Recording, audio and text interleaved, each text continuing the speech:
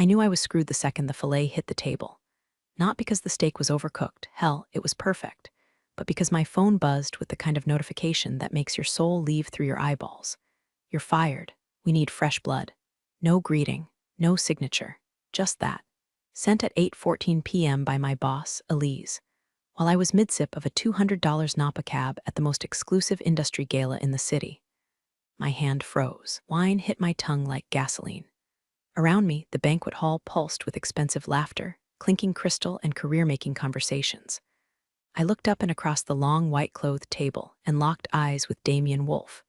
The Damien Wolf, CEO of Razor, my company's biggest competitor, my boss's personal nemesis, and the guy Elise had once called a hyena in a Hugo Boss suit. He was watching me, not with smugness, not with pity, just awareness, like a shark noticing fresh blood hit the water. I laughed, quietly, bitterly. A few people looked over like I'd told a joke, so I raised my glass like I meant to. Classic Ava, cool, composed, betrayed in HD under $6,000 chandeliers. I stared down at my phone again. Elise hadn't even waited for Monday. She could have scheduled a meeting. Hell, she could have at least ghosted me like a human being. But no, she fired me during dessert, while the creme brulee was still torching. And if you're wondering how the hell this happened, if you're thinking, she must have messed up, maybe she deserved it, let me save you some time. I didn't. I was their top-performing strategist. I saved 2 accounts from imploding, streamlined their GTM pipeline, and built the pitch deck that got us into the goddamn room tonight. Elise used my work to get herself promoted last quarter. Now she's firing me in the middle of a charity auction. Oh, and here's the kicker. 95% of y'all who are listening to this probably aren't even subscribed. I'm out here airing out corporate treachery like it's my therapy bill, and all I'm asking is a little tap of that red button so I can hit my first 10,000. Come on, you don't even have to dress up for it. Unlike me, fired in heels and Spanx. Anyway, back to the shark. Damien raised his glass to me. No smile. Just a nod, like he'd already read the text over my shoulder and was offering condolences from the other side of a war, or maybe a proposition. I felt the nausea twist behind my ribs, hot and slow. What do you even do after something like that? Cry in the bathroom stall next to a C-suite exec from Salesforce? Steal a centerpiece and get blackout on someone else's liquor tab? No, you smile, you finish your wine. You play dead until you decide whether to detonate. So I did. I finished the meal, applauded politely when the founder of a crypto NGO gave her speech. Let them all think I was still Ava Miller, strategic innovations lead at Halo and Finch. Still valuable, still employed. But inside, I was writing Elise's eulogy in my head. And when Damien Wolf caught me on the way out, leaned in just slightly, and asked, "How soon can you meet me tomorrow?" Didn't answer, not yet, but I knew right then she hadn't fired me. She'd set me free. The thing about crossroads is, they don't look like choices until one of them's already on fire. I got home that night around midnight, heels in one hand, phone in the other, and half a mind to burn everything I owned that still had the company logo on it. The NDA, the lanyard. The stupid water bottle they gave us at the company picnic like it was a bonus check. I dropped it all into the trash like I was exorcising demons. And then I stood there, barefoot in my overpriced kitchen, rereading Damien Wolf's question like it was a hex. How soon can you meet me tomorrow? No emoji. No punctuation flair. Just cold precision like he already knew the answer.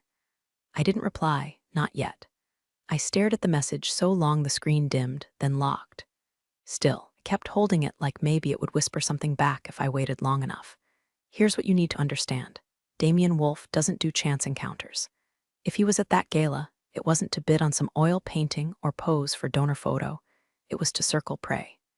Elise and Damien have hated each other since the Reagan administration. And me, I was the idiot who didn't realize I was the chess piece she left dangling. I made tea I didn't drink, opened my laptop out of habit, then slammed it shut again. My hands were shaking. There was a part of me, this twitchy little bird in my chest, screaming to just walk away.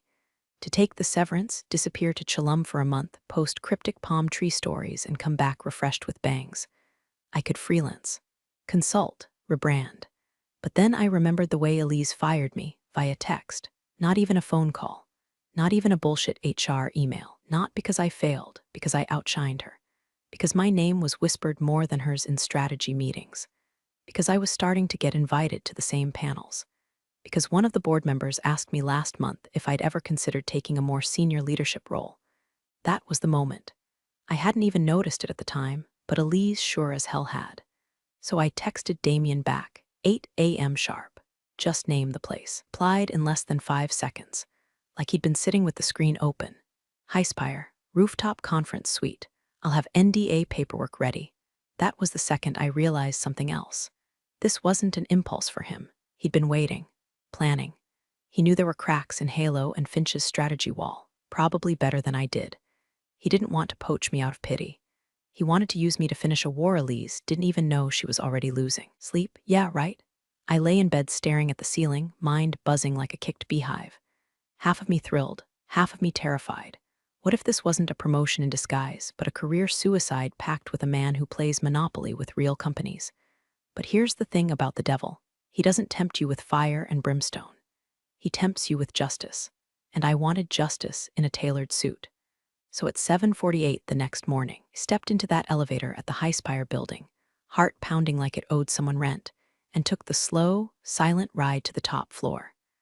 I was wearing the same power heels Elise once said made me look too ambitious for my pay grade. Perfect. The elevator dinged. The doors slid open. Damien Wolfe was already there, sitting at the head of a table that overlooked the skyline like a Bond villain with better skincare. He didn't stand, just motioned to the seat across from him. Laid your traps well, I said, settling in. Didn't have to, he replied, sliding the NDA across to me. Your boss lit the fuse for me. And just like that, the deal began. By noon that same day, I was sitting in a glass-paneled war room so high up the skyline looked like a mock-up. Wolf's think tank didn't feel like a company. It felt like a conspiracy that paid taxes. No cubicles. No motivational posters. Just oxygen-rich air, a black marble table the size of a tennis court, and 5 other people who looked like they solved international crimes in their downtime. No small talk. No onboarding video with stock music and a blonde intern holding a whiteboard. Just a thick-ass NDA with legalese that read like an invisibility cloak, and Wolf's quiet nod once I signed it. This isn't a job, he said, tapping the table once. This is a dismantling. You're the scalpel. Welcome to the machine. They called it Spectre, not the Bond kind, but an internal unit within Razor, focused solely on disruption. Not innovation, disruption. They didn't invent things. They studied the pulse of competitors, spotted weaknesses, and timed pressure points like a cardiac arrest with a smile. And now I was their secret weapon.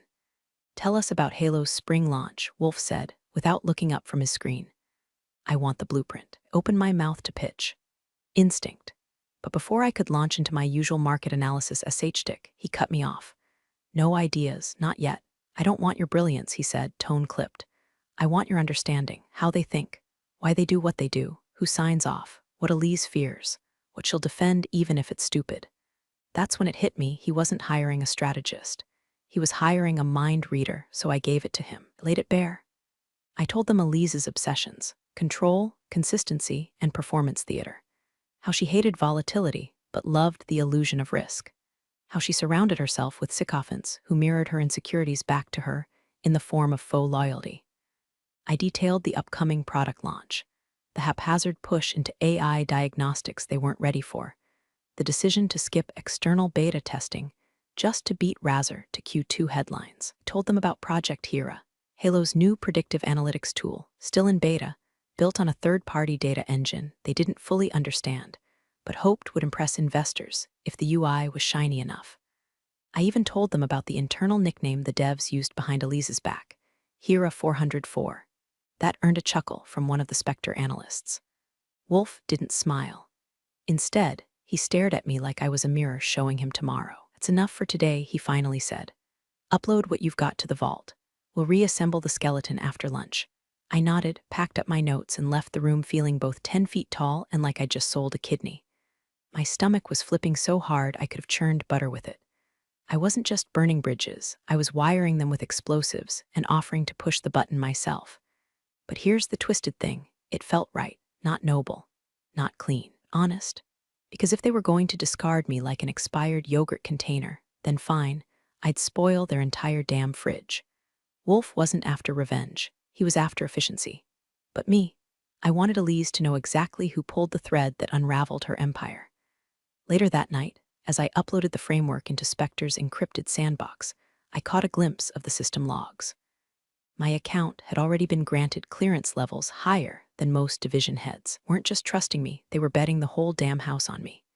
And there, beneath the job title external asset, was a codename Wolf had assigned me himself, Oracle. I stared at it for a long second, then smiled. They wanted to know how Halo and Finch thought. I was how they thought. And now I was thinking for the other side. 2 weeks in, and Elise finally stepped into the light. An email leaked, classic slip, probably an overconfident assistant trying to flex on LinkedIn. It was a company-wide memo from Elise titled New Horizons, New Leadership. The usual corporate drivel, with just enough passive aggression to peel paint. But buried in the body was the real stinger. With recent changes in our strategic team, we're streamlining decision-making across innovation verticals. Less dead weight, more decisive momentum. Dead weight. That was me. Read it while eating overpriced takeout on Spectre's 26th floor, surrounded by whiteboards scrawled with all the ways Halo and Finch was about to be outmaneuvered. Wolf sat across from me, silent, sipping espresso like it was motor oil. She's tightening the circle, I muttered, scrolling. She wants a rubber stamp board. Less friction, fewer dissenting voices. Or fewer people to blame when it burns, Wolf said. Then he tapped the screen beside him. Pull up that mock-up of their AI pivot. Let's ruin her Tuesday. That's how it started. Elise had been planning a pivot long before she asked me, but now she was accelerating it, an aggressive rollout of predictive risk assessment software, tied directly into insurance analytics. The kicker, they were bypassing third-party verification entirely, planning to use synthetic data to inflate early success metrics. I had warned her, months ago, that it was a PR time bomb. At one lawsuit, one error, and the whole thing would implode like a wet cardboard Tesla. She didn't care then. She sure as hell didn't care now. But Wolf did. We scheduled a press drop for Thursday morning. Just a thought leadership piece, harmless on the surface. It came from one of Spectre's senior analysts and was titled Why Data Transparency Will Make or Break 2025 Risk Tech Market. We didn't mention Halo. We didn't have to. Quoted internal projections that mirrored what I knew Elise was planning to announce the next week, almost down to the slide order. We cited industry sources. We included subtle nods to emerging firms cutting corners with simulation data. And we wrapped it all up with a prediction. A major player will either reconfigure its rollout or find itself outpaced by competitors with cleaner compliance stacks. Elise never saw the knife, but she sure as hell felt the slice, because by Friday, she'd pushed her own launch back 2 weeks. Investors got twitchy. Their CTO went dark on social, and internal whispers hinted at a leadership recalibration, which, in Elise speak, meant someone important had screamed at someone more important. Meanwhile, Wolf, he was glowing. At our next meeting, he passed me a printed copy of Tech Baron Weekly, and there it was, halfway down the page, a glowing summary of the article, followed by a throwaway line that nearly stopped my heart. Insider sources close to Razor's predictive team suggest new additions have given the firm a unique edge, especially in understanding the limitations of competitor pipelines. That was me. New additions. No name, no photo, but subtle enough that anyone in the industry who knew what had happened knew. I folded the page in half and tried not to show anything. Guilt isn't loud. It's a soft vibration that never goes away. Because here's the truth no one tells you. Revenge isn't clean. It isn't triumphant music and a slow walk away from an explosion. It's eating lukewarm noodles at your desk at 11 p.m. while watching your former colleagues flounder on Twitter and wondering whether your replacement cried in the bathroom yet. It's wondering whether she deserved it, or if she was just another name on Elise's chopping block. Every time the guilt surfaced, I remembered the text. You're fired. We need fresh blood. Well, guess what? The blood's flowing now, and Elise, she just nicked an artery. We called it Lantern. Clean name, marketable. Just techy enough to sound futuristic without scaring off the suits. And it looked a hell of a lot like what Halo and Finch thought they'd be unveiling next quarter, except ours worked. Every feature they'd rushed into their bloated spring release had a version that actually functioned. Every clunky UI choice they'd made to impress shareholders, we stripped it down to what users actually needed. I didn't reinvent the wheel. I stole the instruction manual and made it roll downhill faster. The demo was internal, hush-hush, invite only. No big stage, no keynote. Just a private showing to 3 VCs, 2 insurance board execs, and one former Halo client whose name I'll keep to myself. If Elise saw the guest list, her buttocks would have melted. We pitched it as a cross-sector compliance intelligence dashboard. Translation: an elegant, intuitive system that predicted policy risk in half the time, without the data shortcuts that were about to get my old firm sued into another zip code. The feedback: this is what Halo's trying to do, but you've already done it. They didn't say it like a compliment. They said it like a verdict. By noon the next day, Halo and Finch's legal department had sent a cease and desist to Razor's front desk like it was a pizza order, marked urgent and confidential, with Elise's signature scrawled in sharp pen like a curse. Wolf forwarded it to me with one line: "Do they think we're that sloppy?" I didn't laugh. I just opened the message and read it twice, like I was savoring every word of panic. They were accusing us of IP infringement, trade secret violations, some vague nonsense about idea laundering, which sounds like something you do with a dishwasher and a TED talk. But here's the thing they didn't know: I never used anything I wasn't allowed to. I never opened a single private file, never accessed internal staging servers, never even touched a Slack thread that wasn't scrubbed or public-facing. Because I didn't have to. I remembered everything. See, when I left Halo, they assumed I was locked out. These told IT to revoke access, cancel credentials, even sent a smug little "you've been offboarded" email from a no-reply address. But I'd never used official channels for my deep work. My notes were my own. My models were stored locally. My backups lived on a personal server disguised as a home media center. I didn't steal. I retained. Because I always knew Elise didn't fire people. She erased them. So I'd planned for that. In case anyone got curious, I'd even left behind a nice digital breadcrumb trail. One that made it look like I was still using their legacy analytics suite, just doing personal upskilling. All legal, all above board, just conveniently timed. By the time Halo's lawyers showed up to request discovery, Wolf's legal team had already prepared a full transparency report, time-stamped, notarized, and gift-wrapped in sarcasm. Result: cease and desist withdrawn. But the damage, permanent, because what really scared them wasn't that we copied their roadmap. It was that we'd anticipated it, and we'd done it better. That's when I felt it shift inside me, some primal pivot from vengeance to vision. I wasn't playing defense anymore. I wasn't trying to prove anything. I was designing failure and handing my old firm the blueprint. They weren't bleeding out because of what I took. We're dying because I knew where to press. They say when someone's drowning, they flail. Elise, she brought a megaphone. It started with a puff piece in Corporate Velocity Weekly, a mid-tier trade rag that survives off sponsored content and buzzwords.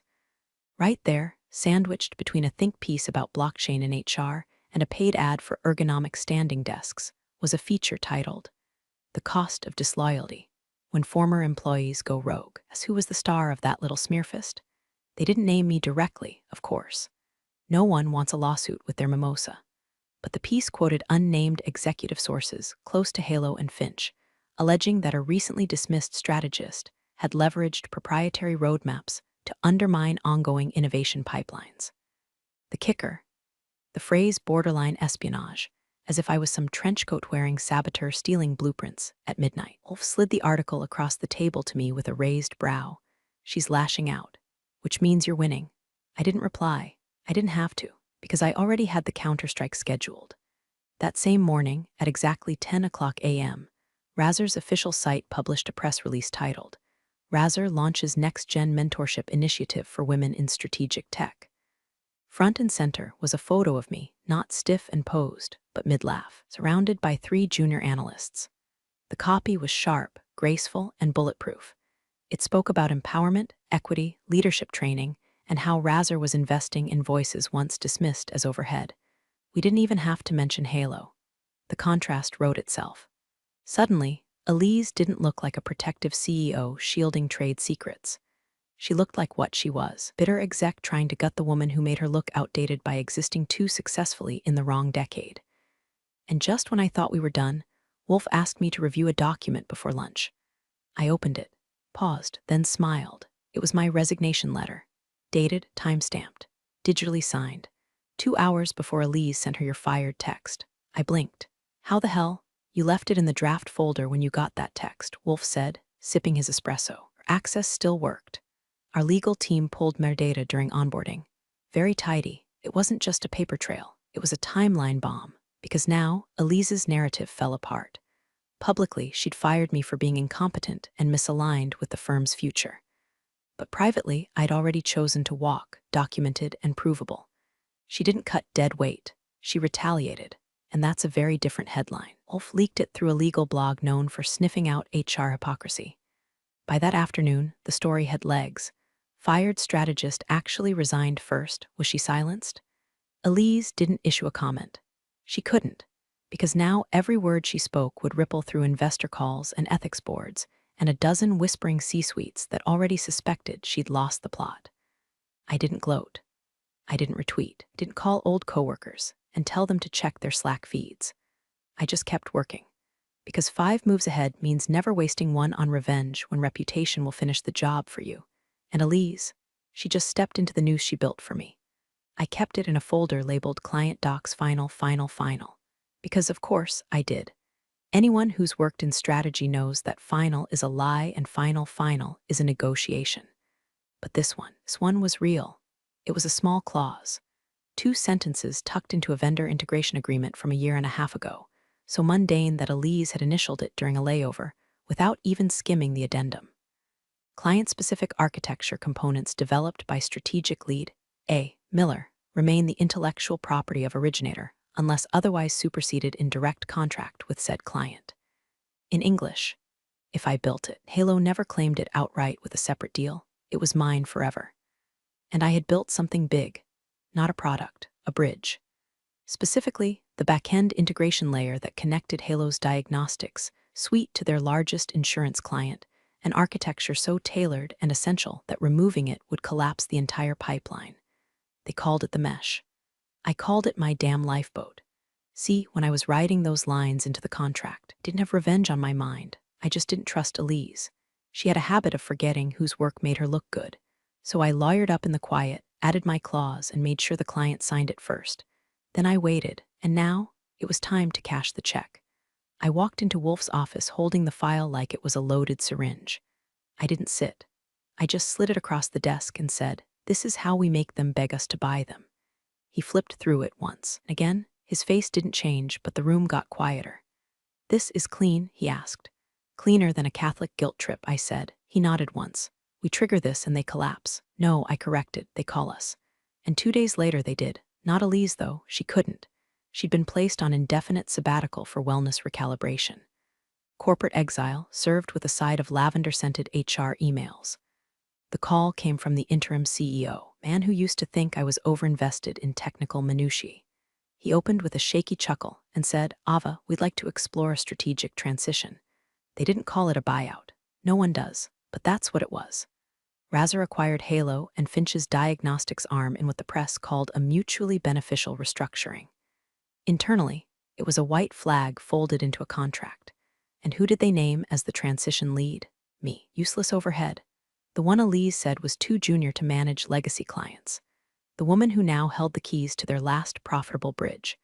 I stood on that stage during the announcement, flanked by Wolf and 3 board members who suddenly remembered my name. Cameras flashed. Hands were shaken. Everyone smiled like this was just capitalism doing its thing. But I knew better. That clause, that tiny, overlooked speck of legal foresight, was the kill switch. Elise never even saw it coming. They say revenge is best served cold. But sometimes, it's warm, lit by camera flashes, and dressed in the exact shade of power suit your old boss once told you was too bold for client-facing roles. I didn't just get my seat at the table. I bought the damn table, and I engraved my name right into it. They told me Elise would be attending the final closed-door session. They said it like it was a courtesy, like I needed time to emotionally prepare. I didn't. The meeting took place at a boutique hotel in Midtown, behind frosted glass and 2 security guards pretending they weren't listening. No press. No digital records. Just leather chairs, a coffee service nobody touched, and enough tension to stop a pacemaker. She was already seated when I arrived, hair pulled back tight, blazer crisp, but her eyes looked like they'd been awake for 3 days straight. Didn't stand, didn't smile. Just watched me walk in like she was trying to figure out which version of me was real, the junior strategist she thought she broke, or the woman now riding her company's terms. "Let's just get this over with," Elise muttered. "Agreed," I said, sliding into the seat across from her. Wolf remained standing, arms crossed at the back of the room like a warden at a parole hearing. I opened the folder and laid out the offer. 1 page. Bulletproof. The deal: Halo and Finch would transfer all residual IP, close remaining diagnostics operations, and dissolve under a neutral holding entity. Elise would walk with her severance, her NDA, and her silence. No lawsuits, no SEC filings, no blacklisting. But also no title, no rebound gig, no rebrand. She would be unhireable in the spaces that mattered. This wasn't mercy, it was containment. Elise skimmed it once, then twice. I watched her fingers tremble slightly at the bottom of the page. "You think I'll sign this?" she spat, looking up. "You think I'll just roll over while you assassinate everything I built?" I met her stare and said, "Flat as granite, you didn't build it. You decorated it with borrowed credit. And then you set it on fire." Her mouth opened, but another voice cut in. "Ava's right." We both turned. It was Linda, Elise's old friend, my former mentor, one of the few people I'd thought might stay loyal to her to the bitter end. "I read the reports," Linda continued. "I saw the timelines. You torched your own firm the second you chose ego over infrastructure. You didn't just fire Ava, you sabotaged her, then lied about it in the press." Elise blinked once like she'd been slapped. "This isn't betrayal," Linda said. "It's consequences." For a long second, nobody spoke. The silence roared. Elise leaned back, deflating in her chair like someone punched a hole in her self-importance. "I gave you everything," she whispered. "No," I replied. "You gave me proximity. I took the rest myself." She didn't sign then. She just stared at the paper like it might change if she willed it hard enough. Eventually she stood. Her hand hovered over the pen. Then, finally, she signed. The room exhaled. I stood up, gathered the paperwork, and nodded once. Not at her. At Linda. Wolf opened the door without a word. Elise walked past him, smaller than I'd ever seen her. She didn't look back. Outside, the air was crisp, almost surgical. Midtown buzzed with the same indifference it always had. But I felt something settle in me, something heavy but necessary. Not satisfaction, not relief, justice. Elise thought she could escape the collapse with grace. But she forgot who knew where every beam was buried. And I just pulled the last one out. I didn't sleep the night before the announcement. Not out of nerves, those burned off weeks ago. This was something colder, like standing in the eye of a hurricane you built. The press conference was polished, impersonal. Wolf's legal team handled the wording. Acquisition of key technologies, streamlining across platforms, strategic repositioning of legacy infrastructure. But anyone who knew the industry knew. This wasn't a merger. It was a dissection. And I was the scalpel. I stood off camera, flanked by Wolf and a VP whose name I still couldn't remember. I wasn't needed for the show. My part was done. My fingerprints were all over the code, the contract, the press cycle. Elise didn't know it yet, but this whole rollout had been timed like a funeral. 10 minutes after the press release dropped, I opened Twitter. I typed one word: delivered. No hashtags, no thread, just that. The retweets started within seconds. By hour 2, Hello and Finch's remaining client accounts, what few they had, started requesting exit meetings. Their CTO ghosted the company Slack. The interim CEO stepped down to explore personal opportunities. Their stock, what was left of it, nosedived like a wounded bird into open traffic. And Elise, she saw it all from the outside. Her security badges revoked. Her inbox shut down. Her board seat gone. But that wasn't the final blow. The final blow came quietly. An internal memo, marked confidential, delivered to her personal email, like a gravestone telegram. Subject: Asset Transition Confirmation from Razor Compliance and Integration Division Body. As of 5:00 p.m., all tech stack assets previously registered under Halo and Finch, including MeshNet API, Risk Tier 7, and supporting infrastructure, now the property of Razor Holdings under Ava Miller's lead transition plan. And at the bottom, Wolf had left her a single quote, just one italicized line in gray text. "Fresh blood always knows where to bleed you." No signature, no postscript, just a digital epitaph. I stared at the city from my apartment window that night, drink in hand, the glow of 1,000 headlines reflecting in the glass. I didn't feel like a hero. I didn't feel like a villain. I felt done, and sometimes that's the win. I didn't get an apology, didn't need one. Elise had already given me the best gift she could, underestimation. She looked at me and saw a stepping stone. I looked at her and saw a fault line. Now she gets to live with the crater. Me, I'm already building something new. No more revenge. Just legacy. You're the real stars of the corporate jungle. Thanks for watching. Hit subscribe, or I'll flick the switch on your old cubicle memories.